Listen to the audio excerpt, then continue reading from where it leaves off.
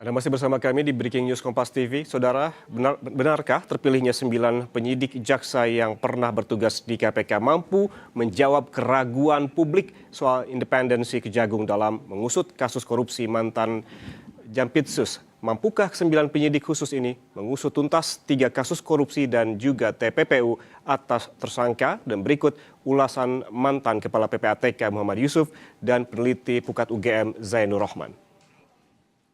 Mas Zainur, sudah ada tim 9 bentukan Kejaksaan Agung, disebut ini mayoritasnya adalah bekas jaksa KPK. Ini menjadi hal yang melegakan buat Anda atau ini justru jadi bagian yang meredam kritik yang muncul selama ini dari pengusutan kasusnya? Ya, saya lihat itu upaya untuk meyakinkan publik ya. Tapi mohon maaf kalau saya pribadi tetap belum yakin. Bagian mana tuh? Dulu memang mereka bertugas di KPK, sekarang mereka bertugas di mana? Mereka tetap merupakan bagian dari institusi kejaksaan. Mereka bekerja dan bertanggung jawab kepada kejaksaan. Potensi konflik kepentingannya masih tetap sangat besar. Jadi yang kita persoalkan dari awal tidak sekadar apakah tim penyidikan yang akan dibentuk itu mampu untuk membuktikan sangkaan yang kemarin sudah disematkan oleh kepolisian terhadap FA, tetapi juga bagaimana keharusan untuk membongkar jejaring FA di dalam tubuh kejaksaan itu sendiri. Korupsi sebagai organized crime, kejahatan yang terorganisir, jarang dilakukan sendiri. Sehingga kalau pengungkapnya, penyidiknya tetap berasal dari internal kejaksaan itu sendiri, maka konflik kepentingan susah untuk dihilangkan, setidak-tidaknya dari sisi persepsi publik. Yang kedua, Mas Tifal, menurut saya juga ini perkara dari awal sudah sangat problematik. Sekarang ada sprindik baru dari kejaksaan. Pertanyaan kami, terus kemudian sprindik yang dikeluarkan oleh kepolisian itu nasibnya bagaimana? Kalau seperti FA ini sudah ditetapkan sebagai tersangka oleh polisi, sekarang katanya ditetapkan tersangka juga oleh kejaksaan, apakah seseorang itu artinya disematkan 2 status tersangka? Tentu itu tidak mungkin, ya. Atau misalnya sekarang ada sprindik untuk perkara yang sama oleh kejaksaan. Sebelumnya ada sprindik yang sama oleh kepolisian. Apakah sprindik di kepolisian itu tetap hidup atau sudah dihentikan? Sehingga lazim nggak praktik itu? Sorry saya potong, karena begini Mas, kalau kita lihat alurnya, saat itu ditangani oleh polisi, si FA-nya belum diperiksa tapi kemudian sudah berstatus tersangka, lalu kemudian kasus dilimpahkan atau diserahkan, diambil alih ke Kejaksaan Agung dan sekarang diterbitkan sprindik baru. Lazim nggak praktik seperti itu? Sama sekali tidak lazim ya. Mau dicarikan dasarnya di undang-undang apa, pasal berapa, tidak bakalan ketemu. Karena itu memang aneh, menyerahkan perkara di tengah jalan di proses penyidikan. Kalau sudah P21 dituntut oleh kejaksaan, ya itu yang betul sesuai dengan KUHP. Penghentian penyidikan misalnya, kalau misalnya di Polri harus dihentikan penyidikannya, penghentian penyidikan diatur dalam KUHP yang baru, pasal 24 ayat 2, di sana ada kriterianya, misalnya tidak cukup alat bukti atau bukan peristiwa pidana atau demi hukum atau meninggal dunia, daluarsa dan lain-lain. Nah sekarang kan kita cari alasan untuk menghentikan penyidikan di kepolisian itu apa? Demikian juga kalau sampai ada 2 penetapan tersangka, 1 di kepolisian masih aktif, 1 di kejaksaan baru, kan ini double jeopardy. Jadi ini menurut saya kekisruhan yang sangat tidak perlu karena adanya pengalihan perkara di tengah jalan. Kecuali kalau perkara ini diambil alih oleh KPK, itu baru boleh. Sedangkan kalau diambil alih oleh kejaksaan dalam tanda kutip, secara hukum menimbulkan persoalan hukum yang memberi celah untuk disoalkan oleh tersangka. Kalau kemudian melihat dari pasal yang dijerat Pak Yusuf, salah satunya ada tindak pidana pencucian uang. Kita paham juga bahwa dari barang bukti yang dikumpulkan ada 74 kg emas sama uang tunai beragam valuta asing. Nah, dengan jerat TPPU itu tadi Pak Yusuf, apa yang paling utama harus diselidiki oleh 9 penyidik khusus ini menurut Anda? Pertama, kalau kita dari emas itu kan ada kewajiban bagi pedagang emas melapor kepada PPATK manakala ada transaksi 500 juta ke atas by cash dengan tunai. Itu kita cek dulu dari mana emas datangnya. Kedua, uang dolar itu kan bukan produk Indonesia. Ada namanya CBCC, Mas. Jadi pembawaan uang lintas batas negara harus lapor pada Bea Cukai kalau jumlah 100 juta ke atas. Ini kan juga perlu ditanya ke Bea Cukai, ada nggak laporan seperti itu? Kalau tidak, maka perlu ada introspeksi dari Bea Cukai. pada saat X-ray, lewat X-ray masa nggak kelihatan begitu banyak uangnya? Atau masih juga seperti itu? Ini juga PR bagi Bea Cukai, PR bagi PPATK. Nah, kemudian yang perlu disegerakan bahwa menggunakan jasa atau tangan PPATK mencari tahu aliran dana itu dari mana sumbernya, kemana siapa pernah terjadi transaksi menyangkut nama-nama yang disebut di dalam berkasnya Pak Polisi yang sudah dikirim pada kejaksaan. Kemudian lagi kita lihat lagi bahwa dari rekeningnya masing-masing pihak itu akan kelihatan, Mas Tifa, pernah transaksi kemana saja, siapa saja terlibat. Nah, ini sebenarnya tidak sulit bagi PPATK kalau mereka segera bergerak dengan cepat karena PPATK punya kewenangan pemeriksaan. Nah, yang terakhir adalah perlu dilakukan segera pembekuan terhadap rekening-rekening yang diduga terafiliasi dengan semua pihak-pihak yang dicurigain terlibat dalam perkara ini. Itu yang penting sekali supaya aset-aset tadi baik itu uang maupun tanah apapun juga tidak bisa beralih kepada pihak lain. Sehingga menurut Anda tidak akan berhenti pada 2 tersangka yang sudah diumumkan itu saja ya Pak? Ya, harusnya tidak berhenti di situ. Kalau kita lihat ini kan ada yang mengirim, ada yang menerima. Mereka cuma di tengah mungkin. Parkir sesaat, kemana distribusi kemana lagi, dari siapa. Pokoknya itu panjang itu. Kalau pengalaman saya pada saat ketua audit kasus Senturi itu sampai ribuan, Mas. Tinggal kita pilah-pilah yang mana kira-kira perlu untuk disegerakan.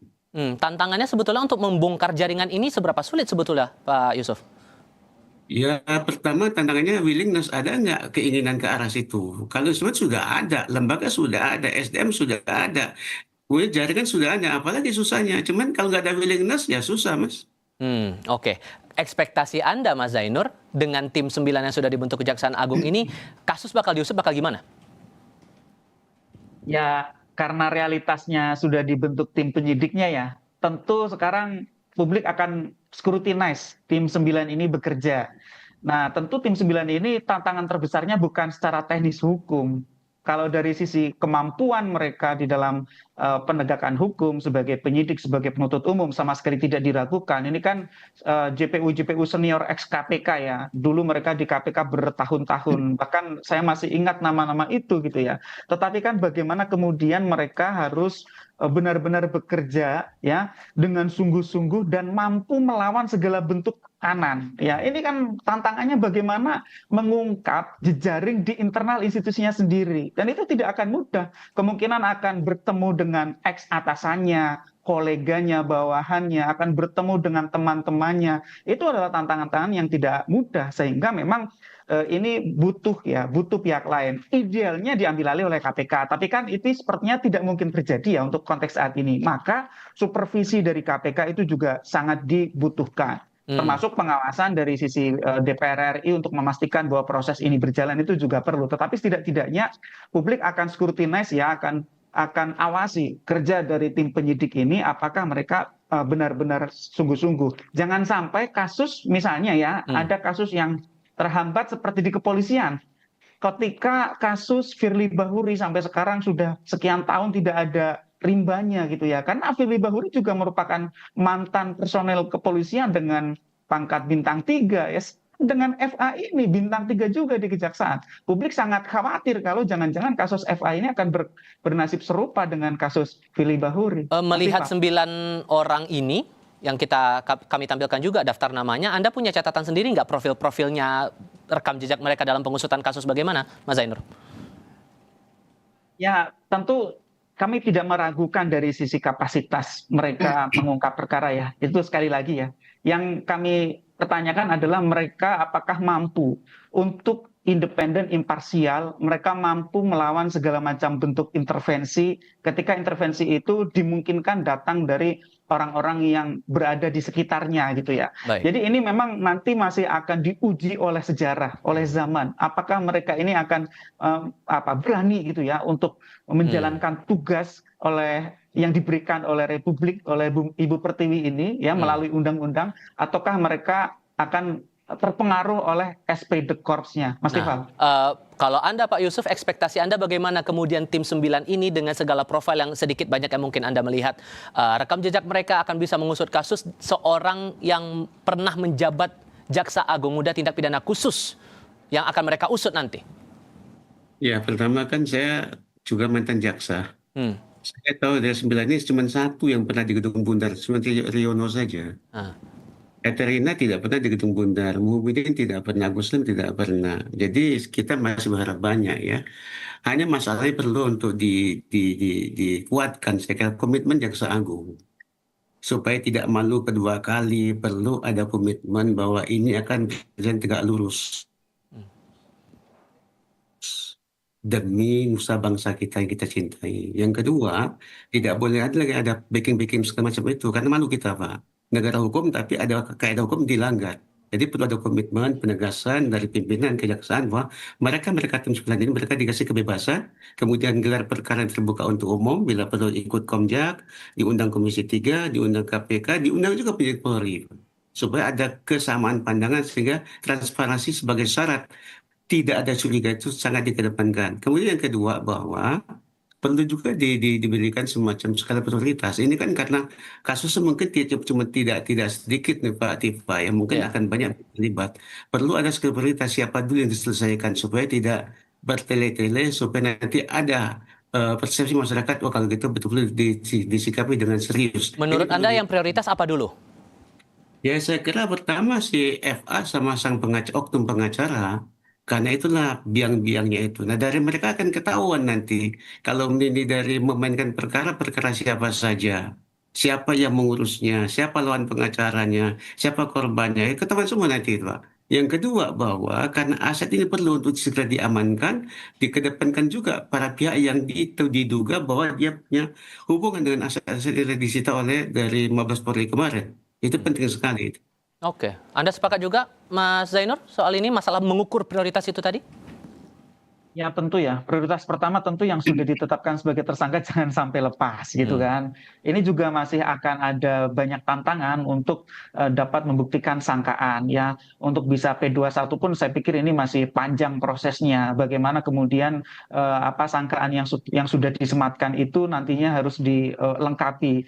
Kalau dari sisi TPPU mungkin relatif lebih apa ya, lebih kuat. Karena apa? Karena kan ada harta-harta. Kalau TPPU itu kan tidak wajib membuktikan predikat krimnya. Selama sudah diketahui predikat krimnya, maka pembuktiannya nanti pada pembuktian TPPU-nya dan sudah sangat terbantu dengan pasal 77 dan pasal 78 Undang-Undang TPPU. Nah, untuk tipikor itu tentu nanti apakah itu suap, apakah itu pemerasan, apakah itu gratifikasi, itu nanti akan ada tantangan tersendiri dari sisi pembuktian.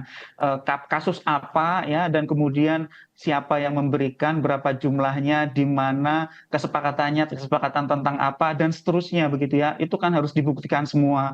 Tentu sekarang semua harus bekerja dengan waktu. Misalnya untuk mengamankan alat-alat bukti ya, meskipun alat bukti sebagian sudah dilakukan penyitaan, tetapi kan masih butuh alat-alat bukti tambahan yang lain gitu kan. Misalnya terkait dengan komunikasi digital ya, komunikasi digital itu sangat penting di dalam pembuktian perkara suap ya. Kenapa? Karena semua komunikasi manusia modern itu biasanya menggunakan digital, meskipun misalnya dienkripsi atau menggunakan device tersendiri atau disamarkan. Tetapi kan kalau bisa diamankan komunikasi digital tersebut, semua bisa diretrieve, bisa dipulihkan untuk bisa dilacak kembali, diperlihatkan bagaimana komunikasi di antara para pihak itu. Kalau hanya berbasis kepada apa barang-barang yang telah disita, misalnya bentuk emas atau dalam bentuk uang, tentu di situ kemudian masih akan ada kesulitan, masih akan ada tantangan untuk Baik. membuktikan dalam konteks apa emas dan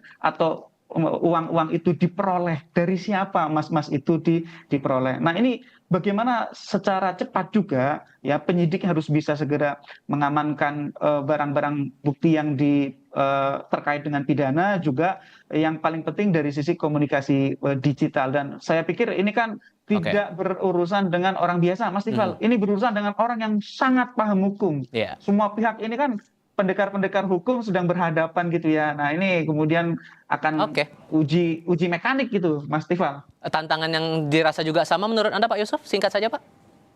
Kalau